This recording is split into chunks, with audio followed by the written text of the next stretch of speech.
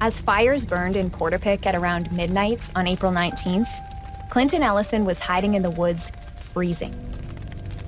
He was afraid to even look at his cell phone in case the glow of his screen would give him away. What began as a quiet night with his brother Corey at their father's house had turned into what he described as a nightmare through hell. In an interview with a reporter from another news organization 4 days later, Clinton said that earlier that night, he and Corey heard a gunshot. They also saw a fire burning in Portapique. You might remember that at around 10 p.m., Gabriel Wortman set his cottage and warehouse on fire. Clinton said that Corey went to check out what was happening. He called Clinton to say the fire was bad and that he should call the fire department. When Corey didn't come back, Clinton went to look for him and found him lying in the road. He'd been shot. That's when Clinton ran as fast as he could into the trees. He saw a beam of light from a flashlight bobbing behind him and was convinced the gunman was chasing him. He said that about an hour later, he made a hurried call to his dad to tell him what happened and to tell him to shut off the lights and hide. Clinton didn't move from that spot in the woods. He told that reporter that he waited to see red and blue lights in the night sky. All the while, he heard gunshots and explosions from burning buildings and saw more fires grow. He knew it was too late for anyone to save his brother. Clinton waited for help that he said didn't come for hours. I'm your host, Sarah Ritchie, and this is 13 Hours Inside the Nova Scotia Massacre. Episode 3, Emergency Response. From our previous episodes, you'll remember that by the time police arrived in Portapique on April 18th, an unbelievable amount of damage had been done. Corey Ellison was one of 13 people killed that night. Don and Frank Galentian, John Zoll and Joanne Thomas, Aaron and Emily Tuck and Jolene Oliver, Greg and Jamie Blair, Lisa McCulley, and Peter and Joy Bond all lost their lives. One of the things the 13 Hours team has been investigating is that it appears this all happened in 1 hour on the evening of April 18th. Since this tragedy took place, there have been many questions about the police response, questions about how long it took the RCMP to set up perimeters, how many resources they called in, how long it took them to rescue people, how they communicated, and one of the biggest questions of all, how did the gunman get away? Because as you'll hear, this story wasn't over on the day it began. There would be 9 more victims the next day. The RCMP have not released many details about what happened that night. So in this episode, we'll try and give you a better picture of what was going on in those first few hours by piecing together what we know about the police and emergency response in Portapique. The first 911 calls came in right around 10 p.m. We have recordings from dispatchers for fire crews, Nova Scotia's Provincial Ambulance Service, and paramedics. Here's some audio from that night, and it's a little hard to make out what's being said, but at 10:38 p.m., first responders described what they were seeing as they arrived in Portapique. Is there also a structure fire out this way? Nothing I get reported. We're seeing huge flames of smoke from where we are. Get off in a distance, say 10 or 11 o'clock from your location. That'd be where you'll be going for a civic. Yeah, copy. That's exactly where it is. Yeah, that might be why they're getting us to hold off. These recordings help to paint the best available picture of the emergency response, but it is incomplete. That's because you won't hear any calls or conversations from police. Police in Nova Scotia use encryption to keep their communications secret. This is for privacy reasons and operational reasons. Back in 2014, a man in nearby Moncton, New Brunswick, shot 5 RCMP members, killing 3 of them. He wasn't caught for more than 30 hours. An independent review of that incident found that at the time, officers were worried about giving away key information over radio because it wasn't encrypted. Anyone could listen, including the shooter. There was also a fear that well-meaning members of the public listening to radio communications would give away their locations by posting on social media. The report found that communication in Moncton suffered as a result, and ultimately it recommended the RCMP examine the implementation of encrypted radio. In Nova Scotia, all police radio communications moved on to encrypted channels in 2014. With that in mind, let's go back to Portapique. Remember, the first officer arrived on scene at 10:26 p.m. and called for backup. A second officer was there within minutes. We know they found a witness right away who told them he had been shot by a man driving a car that looked just like an RCMP cruiser, and that police were told the shooter was a neighbor, a guy named Gabe. The witness also said he saw the shooter driving down Orchard Beach Drive toward the coast. That's the opposite direction from where he met up with police on Portapique Beach Road. Officers arrived on scene at 10:26 in the evening, where they located a male who was leaving the area with an apparent gunshot wound. They learned that this male was shot while driving his vehicle, and the victim indicated that a vehicle had driven by him while he was driving, and that he was shot as the vehicle was passing by. He did describe this vehicle as a vehicle that looked like a police vehicle. He also indicated to the responding officers that that vehicle was driving towards the beach and that there was one way in and out of the community. And it's important to note that. As Superintendent Darren Campbell said in a press conference on April 24th, police believed they were stopped on the only road in and out of the community. They knew they needed to contain the gunman. But we know that Wortman found another way out, and you don't have to look too hard at a Google Maps satellite view of the area to see how he did it. Before we go any further, it's important that you know it took police hours to figure out the gunman was gone, and that impacted how they reacted on the ground. The RCMP said in a press conference on April 28th that the gunman escaped just minutes after those first officers arrived on scene at 10:26. This information gathered since the incidents occurred lead us to believe that the gunman had actually left the Portapique area through a field at approximately 10:35. Now, there was a witness that saw a vehicle that was traveling through a field, which was not very common. That's the blueberry field we talked about in the last episode. The description from police of a vehicle driving through a field sounded to me like a wild getaway, something out of a movie. But when I saw that blueberry field, I realized it was nothing of the sort. There's a back road along the side of the field. Really, it doesn't look all that different from Orchard Beach Drive and Portapique Beach Road.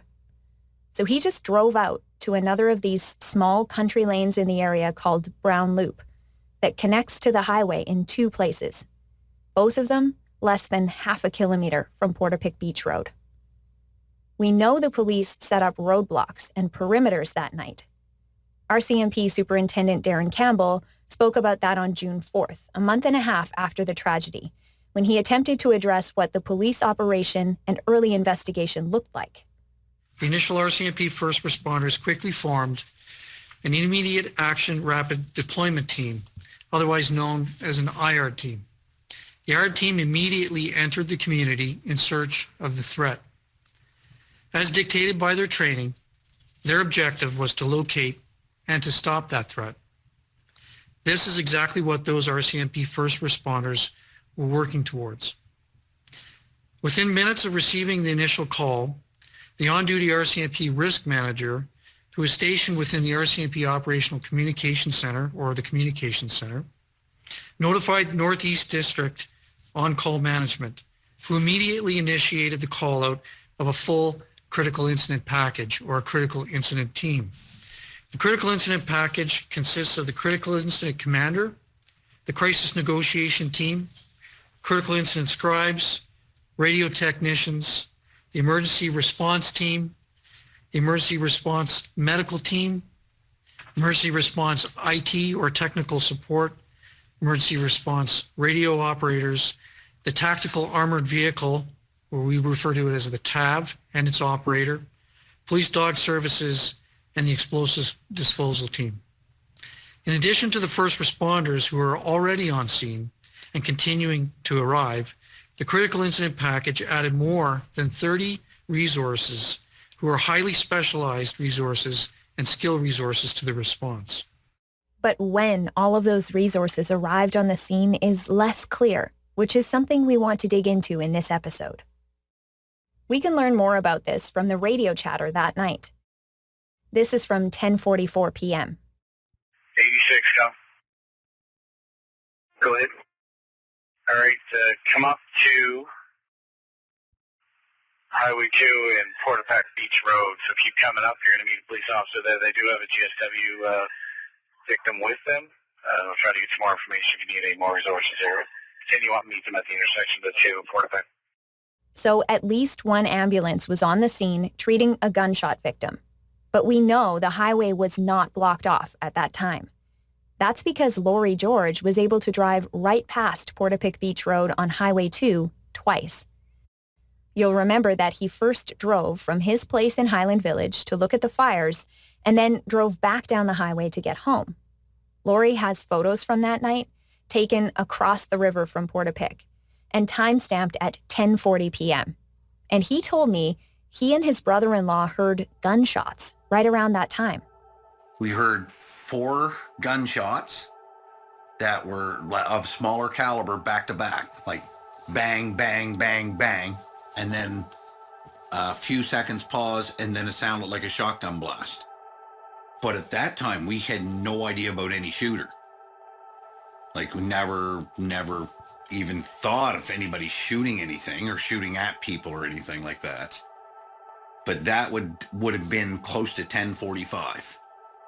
Laurie told me it didn't make sense to him that Gabriel Wortman could have been gone by 10:35 when police said he drove through that field. The RCMP have said that things exploded in the fires that night. Ammunition and also propane tanks and that kind of thing. That could explain the sounds that Laurie heard. So I asked him why he thought it was gunshots. I had many years with the volunteer fire service. My first initial thought was, could be ammunition going off because of the cottages. But after you heard them, they were too... There's a distinctive sound when ammunition goes off in a house fire. It sounds completely different. RCMP say none of their officers fired any shots in Portapic that night. It just wasn't adding up to me or to Laurie that the gunman could have been gone by 10:35. Police say that after killing his initial victims, Wortman drove from Portapic to DeBert, a town about 25 kilometers away.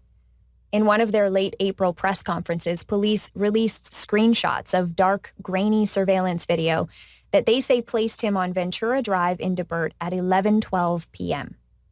We don't know what route he took, how fast he was driving, or if he stopped somewhere along the way. But if he left Portapic at 10:35 and was next seen in DeBert at 11:12, that's 37 minutes of travel time. Laurie said the drive doesn't take that long.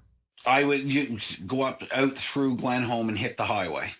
You could be from here to DeBert approximately 12 to 15 minutes without speeding.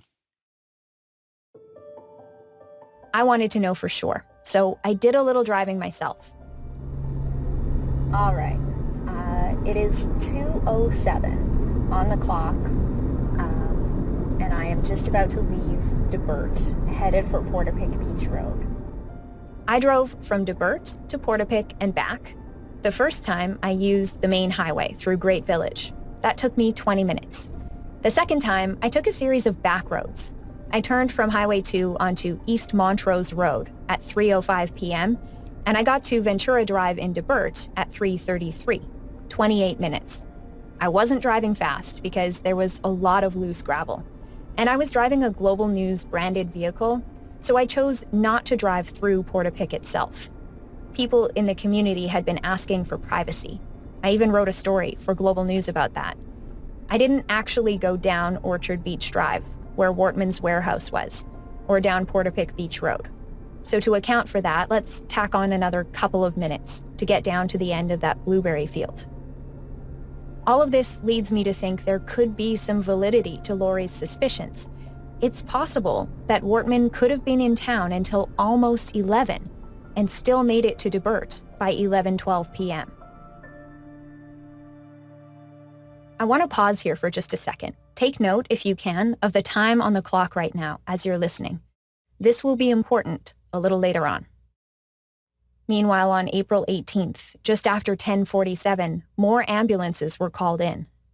Can you bring another unit? We have another patient. All right, 90's already at it, guys. You want to up code 1? At 11:01, more ambulances were requested. Call 86. 86, go. We have one patient, code 2 to Colchester, but RCMP are requesting more ambulances, probably one more coming, and then at least one more standby. A minute later, paramedics and dispatchers talked about whether they would be heading right into the scene or holding back. Constant guy. 90, go. Are we staging beforehand, or were they wanting us to go back to where they were as well? No, we'll keep you on the number 2 there, guys, even at the end of the road or Highway 2 and East Montrose Road, just to stay back from the scene there. Perfect. East Montrose, good. If I hear from them again or his direction, they'll call us. I'll let you know. What's clear is that as multiple fires raged at around 11 p.m., RCMP were not allowing emergency services to go down Portapique Beach Road. Lori George was home by that time. He decided to try and drive back toward Portapique to look at the fires again, this time with his wife Lisa. And that's when they were stopped by police and told to go home. And the one cop came up and jumped out of the ditch and come towards our truck. It scared the devil out of me. And he come up to my window and he said, "Wherever you came from, get back there immediately and lock all your doors."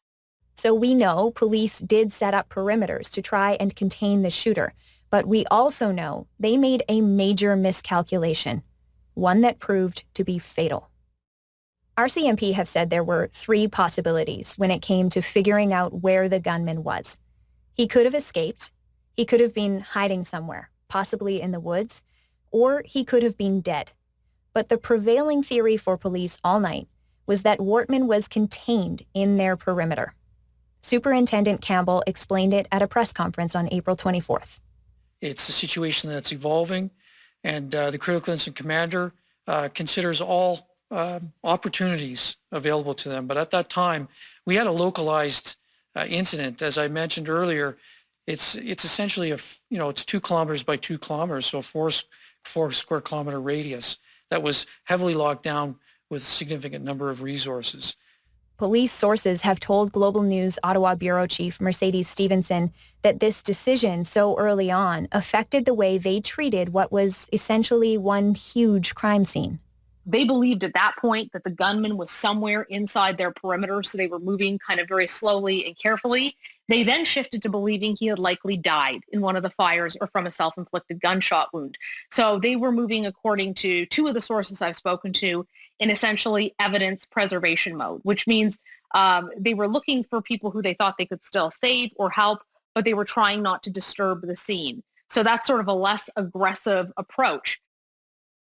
But why did police think the gunman was still in Portapique? Remember, Wortman was a collector, and he had set fire to his collection. All the motorcycles, the Jeep, the truck, and some of the former police cars were burning. He owned 4 of those cars in total, but overnight police said they believed he had 3 Ford Tauruses because that's what was registered. They thought that was it. Here's Superintendent Campbell again. We had believed that he had access to 3 police vehicles, and there were 2 vehicles burning, police-style vehicles burning on his property, and there was a 3rd police vehicle that was located at his residence in the Halifax Regional Municipality. So police knew of 3 vehicles. 1 was at his home in Dartmouth, 2 others were burning in Portapique. This makes me wonder, why didn't the police take the witness statement more seriously? The one where the victim said he saw a neighbor named Gabe driving what he thought was an RCMP vehicle toward the beach. Could things have gone differently if they were actively looking for a look-alike RCMP cruiser early that night? How difficult would that have been as more and more legitimate RCMP officers arrived on the scene? And did Wortman really leave before perimeters were set up? Or could he simply have driven right by the perimeter on the highway without anyone knowing? We know that seasoned officers have told Mercedes that the scene in Portapique was like something out of a horror movie. My sense is that they were, I don't want to say overwhelmed, but they were trying to figure out, how do you make sense of a scene where everything's on fire and people have been shot? They were trying to understand, how does something like this happen? I mean, this is, as you know, a relatively peaceful rural area. It's not the kind of place that they expect to come upon what multiple officers have described to me as a war zone. It was, I think, complicated in terms of trying to see where everything was. I've had multiple sources say that because of early police assumptions that he was dead, that may have complicated the investigation.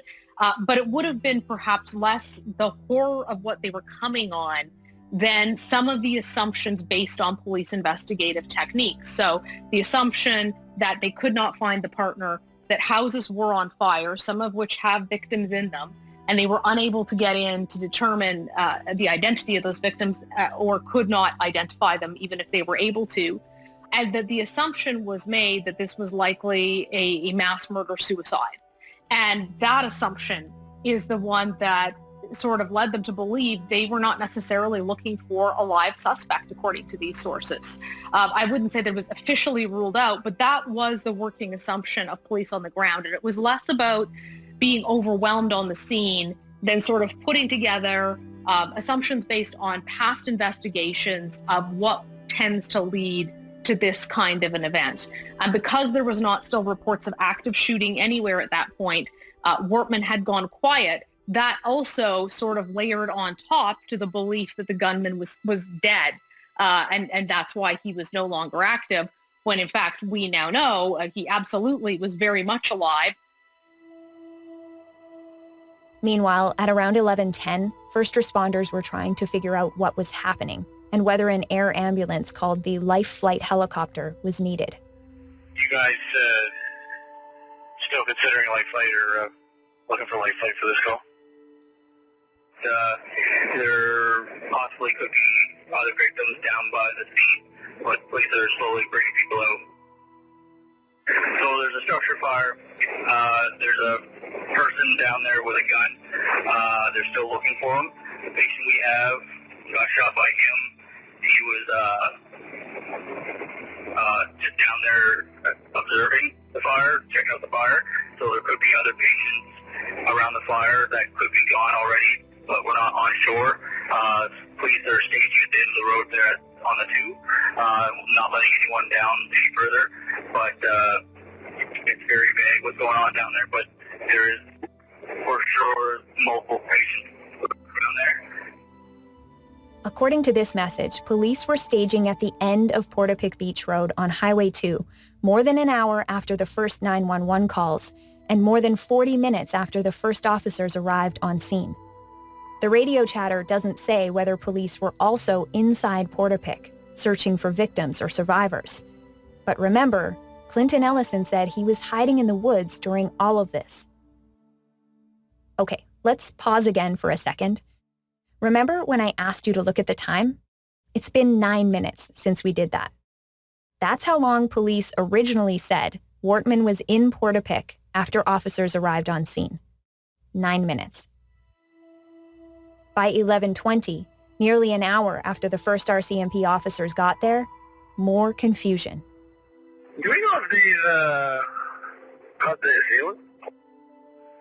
No, not for sure. It's in quite a ways, the actual house. They're bringing the victims out to that intersection from the actual scene, but no, they don't know if they've caught them. I don't know. And just before midnight, the roadblock was moved back even further. We're actually going to stage at the Great Village Fire Hall. It's going to be on the number 2, just as you're in Great Village. probably the best spot for us to park the vehicles there right now. They've moved the roadblock back from the scene to be safe there. During all of this, Clinton waited for help, and he wasn't the only one. He said he was eventually picked up by a tactical armored vehicle. He described seeing a fortress of police at the corner of Portapique Beach Road and Highway 2. He said there were more personnel than they knew what to do with at the Great Village Fire Hall, 10 kilometers away. That's where he was taken to be treated for hypothermia. His father, Richard, and his aunt and uncle all survived the rampage in Portapique. It's not clear if the gunmen went looking for them or knocked on their doors. Police have said the gunmen may have been targeting some people, and that others who tried to help, like Clinton's brother Corey, they were just in the wrong place at the wrong time. On April 24th, Superintendent Campbell described the critical incident response this way. Perimeters were established, specialized units responded, which included police dog services, emergency response team members, and requests for air support helicopter. There was also explosive disposal unit, crisis negotiators, and emergency medical response teams that were part of the critical incident package. Within a very short period of time, we also engaged specialized units and resources from a neighboring division in New Brunswick. Over their lengthy course of time, first responders engaged in clearing residences, searched for suspects, provided life-saving measures to victims. Telecommunication operators remained on the line with witnesses in the immediate area for extended periods of time. He never gave a clear time frame for how long it took to get all of those resources on the scene, just a lengthy course of time. And he said telecommunications operators were on the line with witnesses for extended periods of time. What Superintendent Campbell didn't say is that some of those witnesses were children, on the line with 911 operators for hours, waiting for help. You might remember from previous episodes, the McCully kids and the Blair kids hid together until they were rescued. 5 days after the shootings, I read Lisa McCully's obituary, and the last few lines really hit me. Lisa's family expresses their profound appreciation to the members of the RCMP who responded to the horrific situation for gently protecting the children, and also the anonymous 911 person who stayed on the phone with them for 2 hours. 2 hours. Lisa's sister, Jenny Kierstead, echoed that appreciation for first responders when we spoke. You know, I've chatted with people about what could have been done differently, and I know that there's a huge grievance with the RCMP, and from my standpoint, there was nothing they could have done. Lisa was one of the first killed, and I am deeply grateful for the courage that the first responders demonstrated to go into a situation where firefighters couldn't even enter because there was a shooter at large, not knowing where he was, who he was. There were flames higher than the tree line, and he had ammunition in his garage that was going off because of the fire. And I just can't even imagine the chaos, and it's dark. And so to know that the RCMP surrounded Lisa's house to ensure the safety of the children is so heroic. Yeah. I feel very grateful. And yeah, it was a horrific, an awful situation.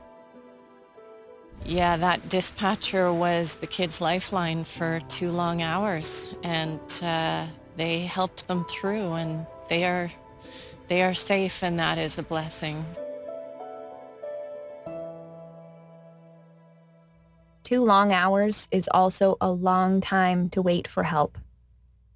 RCMP talked about why that happened in another press conference on June the 4th. Questions have been raised with respect to survivors who stayed on the line with 911 operators for a significant period of time during that initial response. It is true that survivors remained on the line with 911 operators. While they remained on the line and in contact with RCMP dispatchers, they were instructed to shelter in place and to hide while the IARD team members continued their search for the threat. IARD members set up containment around the survivors' residences, while other first responders set up containment around the community of Portapique. As the emergency response team members arrived, the gunman was still believed to be in the area. And if alive, he was lying in wait, meaning that he would be hiding, ready to engage anyone at any time. This contributed to a decision to instruct area residents to shelter in place as opposed to evacuate. The emergency response team continued to carry out extensive tactical searches for the gunman while responding to numerous possible sightings in the area and effecting the rescue and eventual evacuation of a number of survivors and witnesses, partly with the use of the tactical armored vehicle. I haven't been able to learn exactly when the children were taken safely out of Portapique, but Tyler Blair remembers how he learned what happened to his brothers. But then 3 or 3:30 in the morning, I woke up to a loud bang on the door. I kind of just knew at that point that there wasn't any good news when I opened that front door. But the RCMP were there and told me what happened, and just that my little brothers were at the hospital asking for me, want me to go pick them up. So I got dressed and went and picked them up. Tyler says his dad, Greg, who was one of the first people killed that night, knew of the gunman, but didn't know him well. They weren't friends. They always went on to me that he was a bit of a weirdo. It's pretty obvious now. But yeah, I don't think they ever had any bad words or anything. So you don't think there was any conflict, or do you know of any conflict? No. We would have heard about it if there was. Yeah. It's so hard to wrap your mind around how one person can cause so much destruction and pain in such a short amount of time. But one thing about the timeline has always bothered me, and it was that question, first raised by Lori George. Could Wortman have been in Portapique longer than police originally said, later than 10:35 p.m.? As we were putting this episode together, I asked the RCMP to confirm the details of the gunman's escape. And the answer came as a bit of a shock to me and my producer, Alex Kress. When I got the email, I asked Alex to call me. So what does it say? So the email that I sent to police, I just said, RCMP have said that Wortman left town by driving through a field at 10:35. Can you just confirm that this is what police still believe to have happened? I mean, it's been 6 months. Mm-hmm. And I really, what I was trying to confirm there is that the blueberry field is the right blueberry field. And the response I got back says, yes, the investigation led police to believe this is true. The timing of this is 10:45 p.m., not 10:35 as you stated, which is completely baffling because I've just gone back to the official speaking remarks that are posted on their website, including the maps, both of which say 10:35. Our understanding up to this point has been that the gunman left town about 9 minutes after the first officer arrived. Now it's at least 19 minutes. That's 10 more minutes.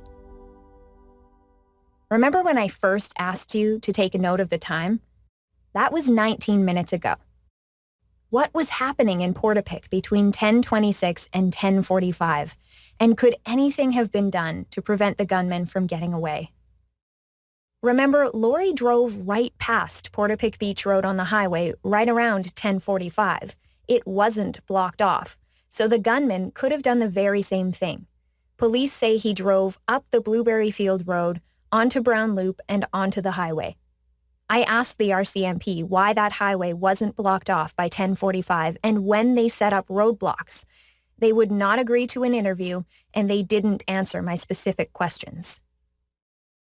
I've said before that piecing together what happened on the night of April 18th has been really difficult. I'm sure it's been difficult for the police too, in more ways than one.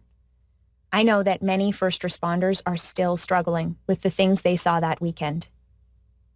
But then as Alex and I were talking, it occurred to us that the families may not even know about this change to the timeline. I don't know. I mean, at the end of the day, however difficult it is or has been to tell this story, the most important thing is the families and the people who are affected, and that's obviously bottom line for us. And I think of them when something like this happens, because I think really do they need, one more step away from finding out exactly what happened to them or to their people.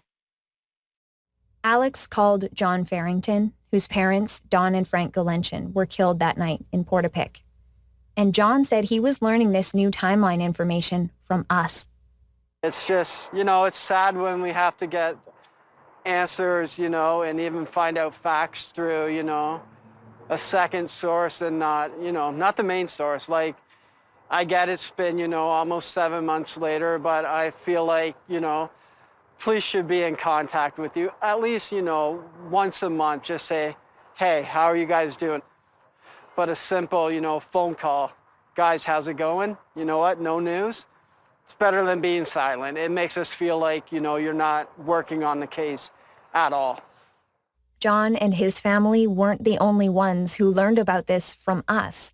We spoke to 3 families and a lawyer who represents them, and their experience doesn't line up with what police said back at that June 4th press conference. Here's Superintendent Campbell again. Through the assigned RCMP family liaison officers, families have been advised in advance of when and what information we're providing publicly. We remain committed to providing them with meaningful, factual updates as the investigation unfolds. That was the last time the RCMP gave a public update on their investigation. And when I asked them about concerns from families who say they're learning new information about the case from the media, the RCMP said they wouldn't be commenting further. John said he's felt like he was left in the dark from the very beginning. That weekend, he tried desperately to reach his parents from Ontario, feeling panicked when they didn't answer. So your mind goes to maybe they didn't have time to get their phone. And then my mind jumped to maybe their phone melted in a fire. Maybe he set fire to their house, but they escaped and they couldn't get their phone. So that's when I first made a post with a picture of my parents, and I publicly posted online for if anyone has seen these people, can you just, tell them to contact their children? And that's when all the messages kind of flooded in, and it wasn't till I think later, I feel like I want to say evening, but maybe later afternoon that we got validation that their house was burnt down from a neighbor across the road. But we still had no positive ID on death. It was definitely a hard little while, because you're sitting and wondering, you're wondering if are they okay, are they in hiding, are they scared, are they, and then it turns out their bodies, I think, weren't recovered till the 20th, a few days later. They were finally pulled from the wreckage. I've heard this over and over from families. It took an agonizingly long time to get any information from police. Harry Bond and his brother didn't even know anything was happening in Portapique until the next morning, and it took another full day to find out that his parents, Joy and Peter, were dead. I found out by jumping in my truck and driving down and telling them I wanted answers, and I wasn't leaving without them. And it was 35 hours later, almost 36 hours later, from the time it started to the time I got answers. It was Monday afternoon when I finally found out. I close my eyes at night, so I can't shake it. I try night overnight. I close my eyes, a picture of the pair of them being shot. Tammy Oliver McCurdy told me that police didn't discover her sister Jolene, her brother-in-law Aaron, and her niece Emily until 5 p.m. the next day. That's 19 hours after the rampage started. Justin Zoll said he saw his parents' property on my newscast at 6 p.m. on Sunday. Their home was burned to the ground. Family members had been trying to reach John and Joanne all day. Justin said RCMP would only tell him bodies were found in the rubble of the house. It was weeks before they were identified. This fight for information has been going on for months. I think about the people left behind and how difficult it must be to get closure of any kind when you just don't have all the answers. I talked about that with Tyler and Kelly Blair. I don't know if we'll ever know why or if he even had a reason. But, I don't know. I have a million questions, but just... Who's going to answer them? Yeah. What's that like to have that many questions and know you may never get those answers? How do you make peace with that? I don't. It's frustrating. Like the rest of the victims' families, the Blairs are trying to make sense of what happened, trying to grieve. They're also trying to care for the youngest boys, who are now living with Tyler, his partner, and their little girl. Tyler said it was never even a question for him that his brothers would move in. Well, it's a little crazy, but they're moving back to the house that they grew up in because I bought Dad's old house. So that helped them for sure. They weren't just coming into a brand new house that they've never lived in. Now, I mean, I'm pretty good at keeping them busy. So, yeah, they're basically just the same old Alexander and Jack. Yeah. Crazy enough, but... Lisa McCulley's sister, Jenny Kierstead, said that when it comes to seeking answers, there's a limit to what she wants to know. It's weird. This is something we never thought our family would be a part of. I never thought that my life narrative would include being a victim of gun violence, living in Nova Scotia. But here we are. And I do find myself curious about, well, mainly, where it happened, to make sure that the kids didn't see anything. Yeah, about the gory details, no, I don't need those. I want names of the people who supported the family and the kids. So those are the details that I'm concerned about. I find that the details of the gunman's actions really disturbing, and it adds a layer to the horror. So I'm setting clear boundaries around that and just really focusing on the beauty that people are offering right now.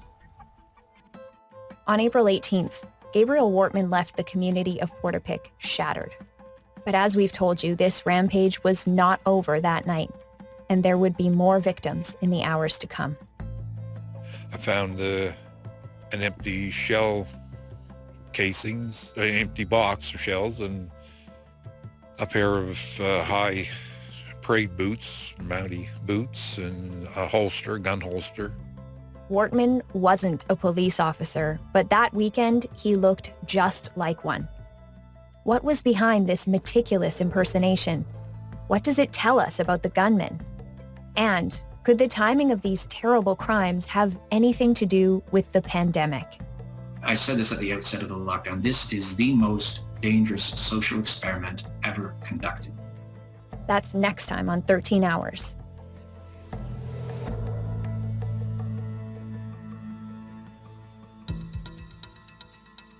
Thank you so much for joining us this week. 13 Hours Inside the Nova Scotia Massacre is written and produced by me, Sarah Ritchie, and Alex Kress. Our story producer is Dila Velasquez. Sound design and audio production by Rob Johnston. Editing assistance from Neil Benedict. Additional reporting for this episode by Global News Ottawa Bureau Chief Mercedes Stevenson and investigative reporter Brian Hill. Emergency radio recordings for this episode provided by Broadcastify. Special thanks to Chris Bassett, the National Director of Content and Editorial Standards for Global News. I'd love to have you tell a friend about this podcast, and you can help me share these important stories by rating and reviewing 13 Hours on Apple Podcasts or wherever you listen. We have much more on our website, including articles, maps, and photos. All of that written and curated by Brian Hill, Alex Kress, and me. Just head to globalnews.ca/13hours. You can also find us on Instagram at 13 Hours Podcast. If you have a question about this episode and series, please get in touch on social media or by email at 13hours@curiouscast.ca. I'd love to hear from you. Our contact information is in the show notes too. Thanks again for listening. Please join me next time.